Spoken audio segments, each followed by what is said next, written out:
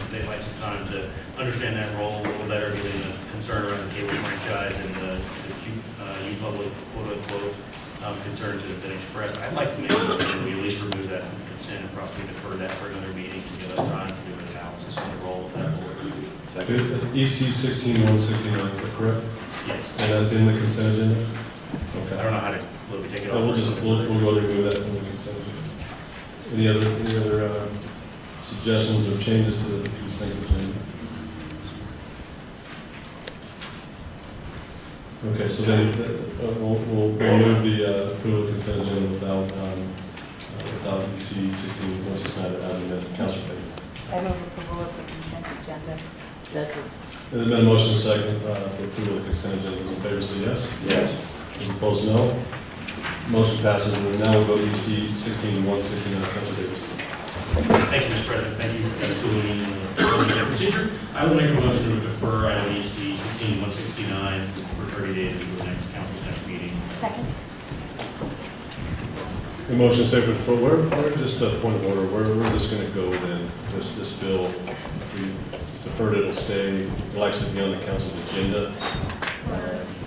Next meeting? The next meeting's fine. The next meeting will actually show up on the council's agenda for final action. Under approval? Under approvals, yeah. Okay. All right. The motion is second to defer. This is EC 16169 to the next council meeting. Any questions or discussion?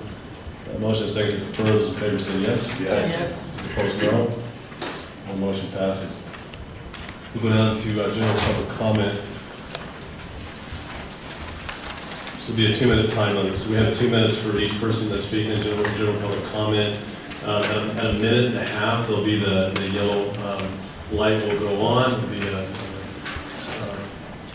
beep, little sound, and then that'll signify you have 30 seconds left. And with the red light, that'll signify that there's been 2 minutes, and we'll go ahead and move on to the next speaker. You don't have to take the entire 2 minutes, but we will most quickly enforce that because we want to get to everybody here tonight that signed up to speak. So we'll start with Perla DeAndrea, then Leonard Morin, and then Ronald Cassius, and Desi Shiraz.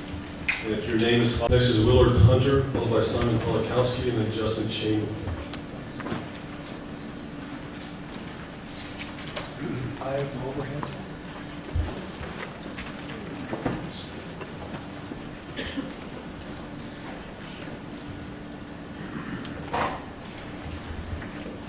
Can you zoom in?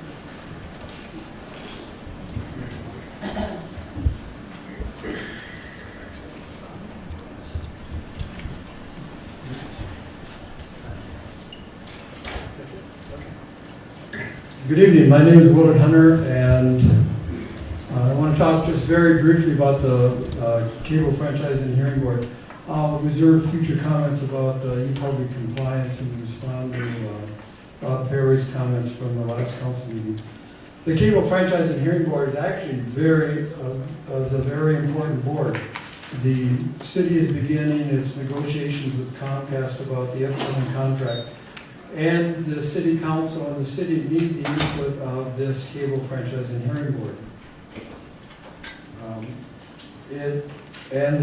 As I understand, the council is in the process of revising the responsibilities of this board, and there are some things that need to be strengthened in the new responsibilities. For example, the board needs to provide oversight on the IPEC committee, city IPEC committee, that has spent millions of dollars of community money without oversight over the last more than a decade. This board really needs to have more than just advisory authority. The 2012 City Council ignored, for example, the recommendation of this board, and the public debacle that we have is the result of the City Council ignoring this board's advice. And I want to thank the board very much, the council very much tonight for postponing any decision on EC 16169. What I really would like the city council to do is to nominate members for this board. The mayor's had more than 60 days to submit nominations, and tonight we get the first and only one. So my picture is very hard to see, but this top picture is over 500 people that attended an event to support quote-unquote, which was the previous supplier, the previous contractor for the community access boards. The point is that... Thank you, sir. Next, Simon Kulikowski, followed by Thank Justin you. Cheney, and then Jen Hyman.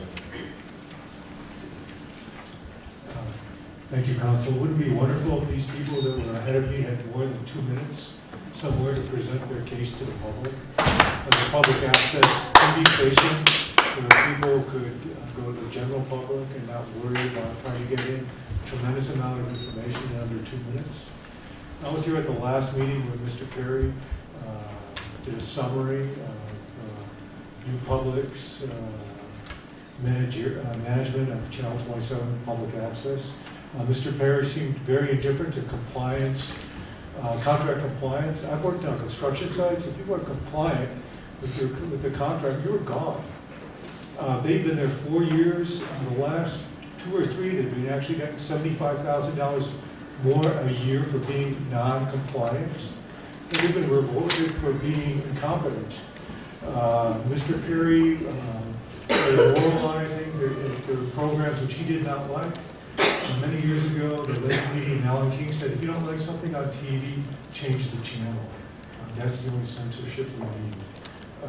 If you go to YouPublic, they have PSA announcements about their channel, people getting run over by city buses. I mean, maybe the art people should use that as a reason not to support art. People smashing guitars. What kind of an image are they presenting of our city, Albuquerque? Also, we believe that there should be a request for proposal initiated by the legal department because these people are not compliant. And again, the average citizen needs more than 2 minutes to present their case to the public in a forum where they can interact with the public at large.